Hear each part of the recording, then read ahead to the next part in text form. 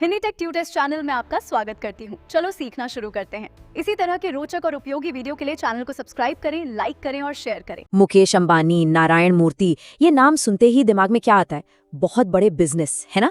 पर सवाल ये है कि ये बनते कैसे हैं? क्या इनके पास शुरू से ही करोड़ों रुपए थे, या क्या बिना पैसों के एक बड़ा बिजनेस बनाना वाकई नामुमकिन है?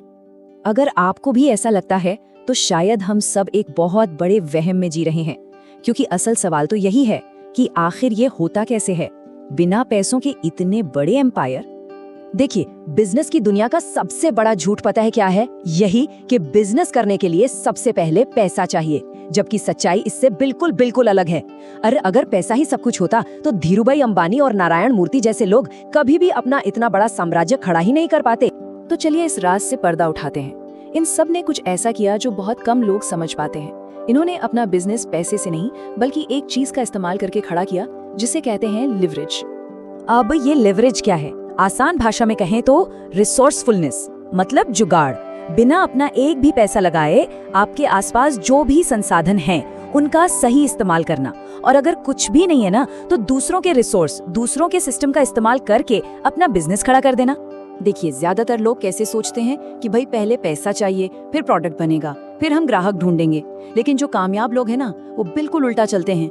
वो पहले एक प्रॉब्लम ढूंढते हैं, फिर लेवरेज का इस्तेमाल करके ग्राहक ले आते हैं और फिर बिजनेस खड़ा करते हैं। इसमें रिस्क जीरो, ये एक स्मार्ट तरीका है। और हाँ, ये कोई किताबी बातें नहीं है।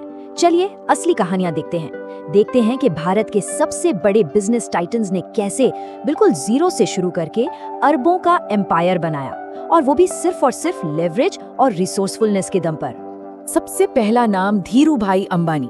आज कौन नहीं जानता इन्हें? उनकी कंपनी रिलायंस इंडस्ट्रीज आज 19 लाख करोड़ की है। 19 लाख करोड़, जरा सोचिए। लेकिन उनकी शुरुआत कैसे हुई थी?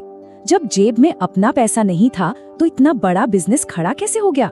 उन्होंने 3 चीजों का गजब का लिवरेज किया। पहला, बाजार के मौकों का, जिसे आर्बिट्राज कहते हैं, मतलब एक जगह से सस्ता माल उठाओ, दूसरी जगह महंगे में बेच दो, सिंपल। दूसरा, उन्होंने लिवरेज किया ग्राहक के पैसे का, मतलब अपनी जेब से कभी स्टॉक खरीदा ही नहीं, पहले ऑर्डर लिया, पैसा लिया और फिर उसी पैसे से सामान खरीदकर डिलीवर कर दिया। और तीसरा, सबसे बड़ा लिवरेज, आम जनता के भरोसे का।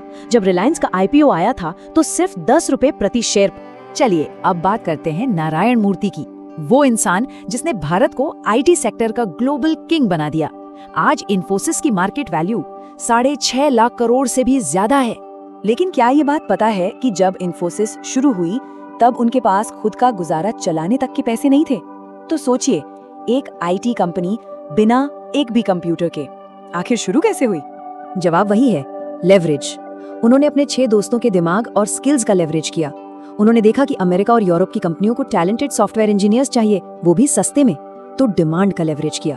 और सबसे कमाल की बात, उन्होंने अपने पहले क्लाइंट से एडवांस पेमेंट लिया और उसी पैसे से कंपनी का पहला कंप्यूटर खरीद। अगली कहानी है सचिन और बिन्नी बंसल की, वो लोग जिन्होंने भारत में ऑनलाइन शॉपिंग का पूरा तरीका ही बदल दिया। आज फ्लिपकार्ट की कीमत 3 लाख करोड़ से भी ज्यादा है। लेकिन यहाँ भी वही सवाल, सोचने वाली बात तो ये है कि फ्लिपकार्ट ने शुरू में अपनी जेब से कभी कोई सामान खरीदा ही नहीं, मतलब जीरो इन्वेंट्री। तो फिर ये इतनी बड़ी कंपनी बन कैसे गई? एक बार फिर लिवरेज का ही कमाल था। उन्होंने अमेज़न में काम करते हुए जो सीखा था उस नॉलेज का लिवरेज किया।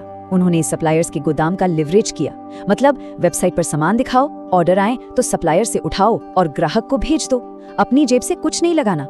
और उनका सबसे बड़ा दाव, कैश ऑन डिलीवरी। इससे उन्होंने उन करोड़ों ग्राहकों का भरोसा जीता जो ऑनलाइन पेमेंट करने से कतराते थे।